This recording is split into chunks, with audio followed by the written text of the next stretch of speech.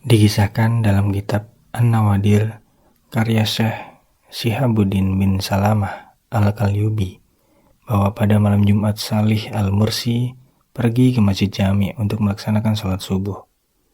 Di tengah perjalanan, ia melewati makrobah atau perkuburan atau pemakaman dan berdiri sejenak sampai fajar datang. Saat fajar datang, ia pun melaksanakan sholat seperti biasanya. Namun, usai melaksanakan sholat, ia merasakan kantuk yang luar biasa hingga akhirnya tertidur. Saat tertidur, Salih melihat para penghuni kubur dalam makrobah yang ia lewati tadi berhamburan keluar dengan berpakaian putih. Mereka duduk bergerombol saling bercerita. Namun, dalam mimpinya itu, Salih menyaksikan ada satu pemuda yang berpakaian lusuh, yang duduk sendirian dan terlihat sedih. Tidak lama kemudian, Salih Al-Mursi menyaksikan sekelompok orang yang bergerombol itu mendapatkan piring yang ditutupi sapu tangan. Setiap orang mendapatkan jatah satu piring.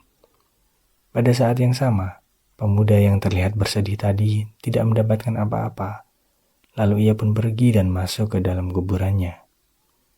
Salih Al-Mursi bergegas memburu pemuda tadi untuk menanyakan sesuatu yang menimpanya. "Wahai hamba Allah, aku melihatmu sangat bersedih. Sebenarnya apa yang terjadi padamu?" tanya Salih kepada pemuda itu. "Wahai Salih, apakah tadi kamu melihat piring-piring yang dibagikan?" jawab pemuda itu yang diiyakan oleh Salih. Pemuda tadi menceritakan bahwa piring-piring tersebut merupakan piring kiriman dari orang yang hidup untuk orang yang sudah wafat. Dikatakannya, setiap orang hidup yang bersedekah dan berdoa ditujukan untuk orang yang sudah wafat, maka doa dan sedekah itu akan disampaikan kepada ahli kubur setiap hari Jumat dalam bentuk piring. Aku adalah orang asing yang berasal dari negara Hindi dan berniat akan melaksanakan ibadah haji bersama ibuku. Namun sayangnya, ketika baru sampai Basrah, aku meninggal dan dikuburkan di sini, imbuhnya. Pemuda itu menceritakan bahwa beberapa waktu setelah ia wafat, ibunya menikah lagi dan sibuk dengan suami barunya, hingga melupakan sang pemuda yang tiada lain adalah anak kandungnya sendiri.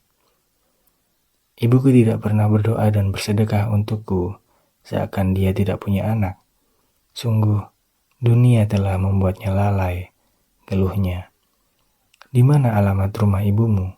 tanya Salih yang langsung dijawab pemuda itu dengan sebuah alamat lengkap.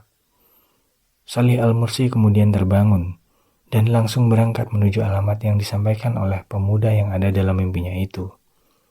Saat sampai di rumah ibunya, Salih Al-Mursi membuka dialog dengan sebuah pertanyaan.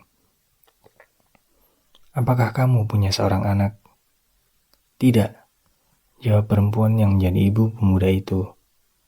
Tidak lama kemudian, Salih mengulangi pertanyaan serupa. "Apakah kamu punya seorang anak?" Sebelum menjawab pertanyaan, perempuan itu menghela napas yang cukup panjang. "Iya, saya punya anak, tapi dia sudah meninggal semasa muda." Ibu itu kemudian menangis sampai air matanya bercucuran setelah mendengarkan cerita Salih Al-Mursi yang bermimpi bertemu dengan anak dari ibu itu. "Anak itu adalah darah dagingku.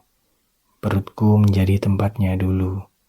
ASI dariku menjadi makanan dan minumannya, dan pangkuanku menjadi tempat duduknya," kata sang ibu sambil menangis. Tidak lama kemudian, ibu itu memberikan 1000 dirham dan meminta Salih Al-Mursi agar disedekahkan untuk anaknya. "Demi Allah, setelah ini aku tidak akan melupakannya dan akan selalu bersedekah dan berdoa untuknya di sisa umurku," kata sang ibu. Salih Al-Mursi kemudian pamit dan melaksanakan amanat ibu dari pemuda itu, yaitu bersedekah 1000 dirham untuk anaknya. Pada hari Jumat berikutnya, seperti biasa, Salih berangkat menuju Masjid Jami untuk melaksanakan sholat subuh. Kejadian sebelumnya ternyata terulang kembali. Salih tertidur usai melaksanakan sholat. Saat tertidur, Salih kembali melihat para ahli kubur berhamburan keluar dan bertemu lagi dengan pemuda yang sebelumnya lusuh dan bersedih. Namun kali ini, pemuda tersebut berpakaian putih dan terlihat sangat bahagia. Wahai Salih, semoga Allah membalas kebaikanmu. Sesungguhnya, hadiah sedekah 1000 dirham telah sampai kepadaku, ujarnya. Wallahu a'lam.